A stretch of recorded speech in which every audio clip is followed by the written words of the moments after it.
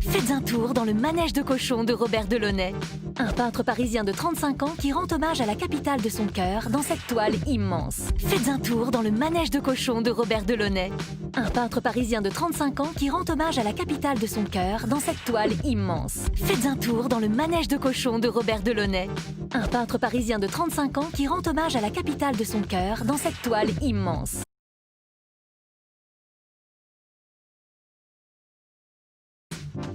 Justement, nous sommes à Paris en 1922. Ce sont les années folles, pour ne pas dire complètement déjantées. Justement, nous sommes à Paris en 1922. Ce sont les années folles, pour ne pas dire complètement déjantées.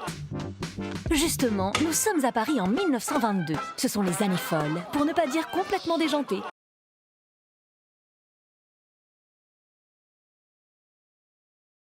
On chante, on danse, on fête la vie dans des cabarets éclairés de mille feux grâce au développement récent de l'électricité. On chante, on danse, on fête la vie dans des cabarets éclairés de mille feux grâce au développement récent de l'électricité. On chante, on danse, on fête la vie dans des cabarets éclairés de mille feux grâce au développement récent de l'électricité.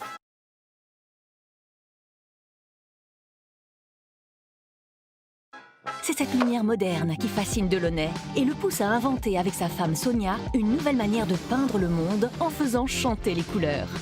C'est cette lumière moderne qui fascine Delaunay et le pousse à inventer avec sa femme Sonia une nouvelle manière de peindre le monde en faisant chanter les couleurs. C'est cette lumière moderne qui fascine Delaunay et le pousse à inventer avec sa femme Sonia une nouvelle manière de peindre le monde en faisant chanter les couleurs.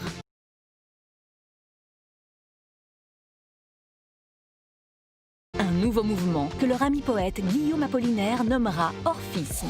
Un nouveau mouvement que leur ami poète Guillaume Apollinaire nommera orphisme. Un nouveau mouvement que leur ami poète Guillaume Apollinaire nommera orphisme.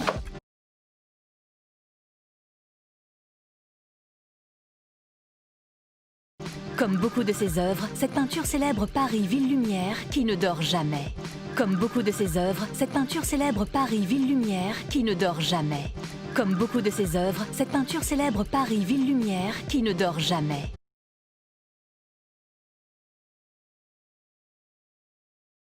Et c'est bien cela qu'il représente dans cette toile, où se répondent mouvements, couleurs et sons.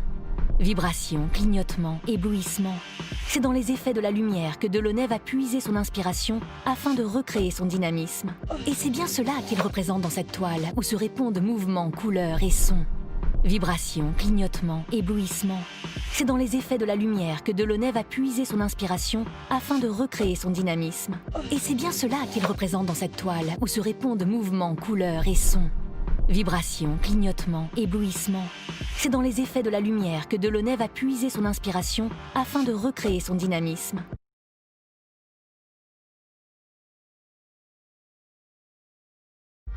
Il utilise le principe du contraste simultané en opposant les couleurs entre elles. Ton froid, ton chaud. Couleur vive, couleur claire. Delaunay fait valser les couleurs. Il utilise le principe du contraste simultané en opposant les couleurs entre elles. Ton froid, ton chaud. Couleur vive, couleur claire. Delaunay fait valser les couleurs. Il utilise le principe du contraste simultané en opposant les couleurs entre elles. Ton froid, ton chaud. Couleur vive, couleur claire. Delaunay fait valser les couleurs.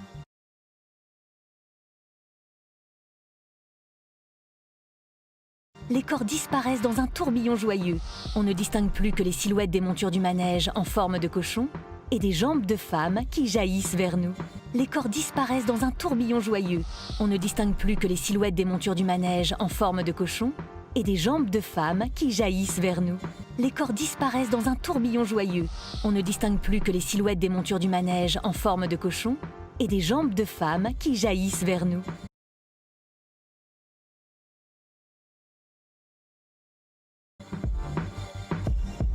Dans le grand carré de la toile, tout n'est que rond imbriqué et cercles concentriques. Dans le grand carré de la toile, tout n'est que rond imbriqué et cercles concentriques. Dans le grand carré de la toile, tout n'est que rond imbriqué et cercles concentriques.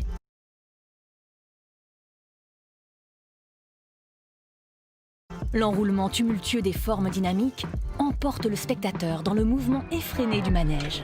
L'enroulement tumultueux des formes dynamiques emporte le spectateur dans le mouvement effréné du manège. L'enroulement tumultueux des formes dynamiques emporte le spectateur dans le mouvement effréné du manège.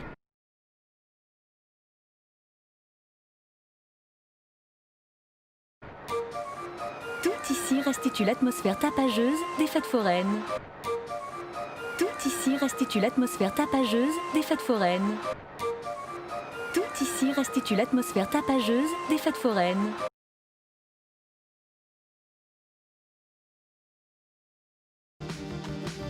Oui, Robert Delaunay aime les artistes et les arts de son temps.